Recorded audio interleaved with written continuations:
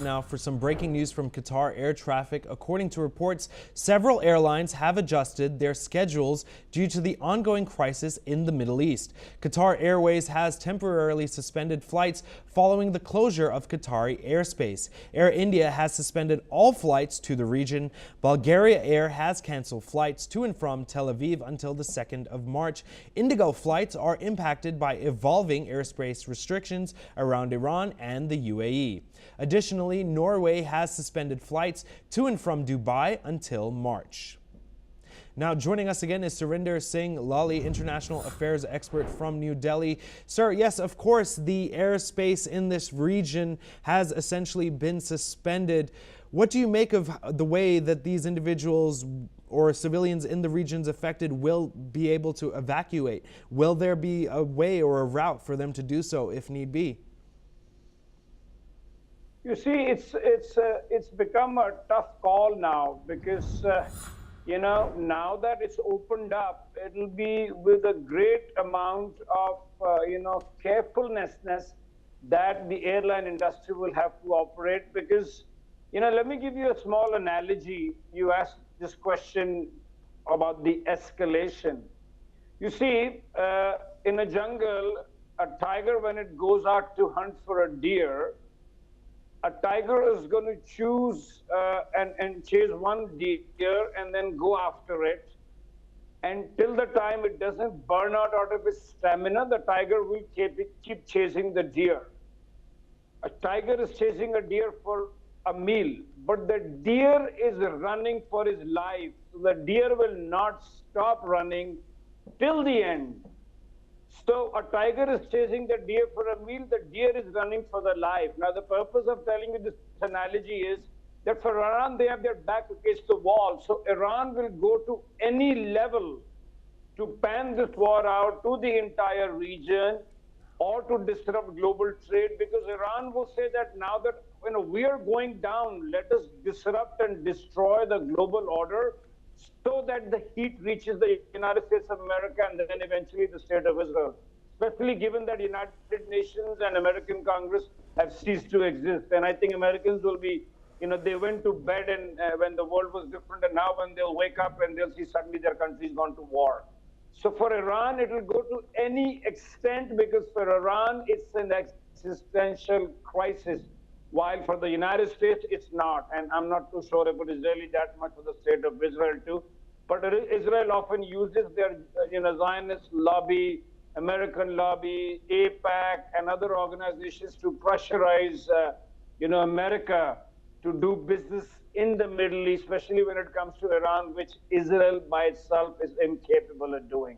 Thank you so much, sir. Please stay with us. We'll be right back with you. Now, for more breaking news, Israeli airstrikes have reportedly targeted a girls' elementary school in the Manab region, which is located in Iran's Hormozgan province, and have killed at least 5 students. The attack was reported by Iran's state-run Islamic Republic news agency and local officials. While the strike caused 5 fatalities and several injuries, there were no reports of injuries to other students or staff members. Details about the incident remain limited at this time. Joining us again is Surinder Singh Lally, international affairs expert from New Delhi. Again, sir, yes, like I've mentioned, now tension has been rising, and it has risen to this level where there have been 5 fatalities reported. How prepared are these countries within the region to actually fight back against Iran? Do they have forces strong enough of their own to essentially join in and participate? If like you mentioned with the metaphor, the tiger and the deer, will essentially lead to a situation where there will be a decisive defeat. Please, sir. You see, that's again, I'll refer back to the same analogy that a deer will run to any direction, even if it is eventually has to jump from a cliff into a river.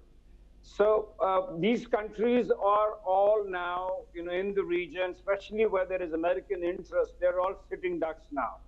It's not their choice. It's Iran that is going to decide where to hit so that it stirs the hornet's nest to the point where global hysteria takes off and the world gets in war. Because let's understand, Iran does not have a choice. So the only choice Iran has is to open it up to such a large proportion and extent that the heat reaches the United States of America. There are more protests in America, and there is more resistance Donald Trump gets. And what I find ironical is that regime change, whatever America did, hasn't worked. I mean, you look at Libya, you look at Iraq, and Iran is a huge country, and Khomeini is not just another Maduro who you can pick up in a helicopter and bring.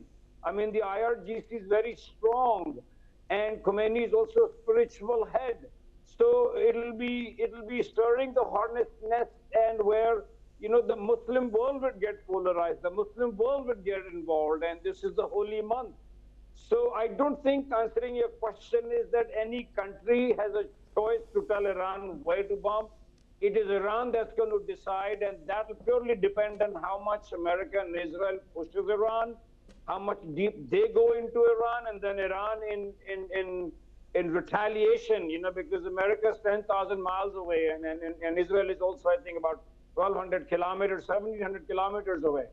So it'll be much more convenient, and Iran will probably go for the lowest hanging fruit, which is all the American bases, American interest in the region, so that America feels the heat. Thank you so much, sir. That's all we have time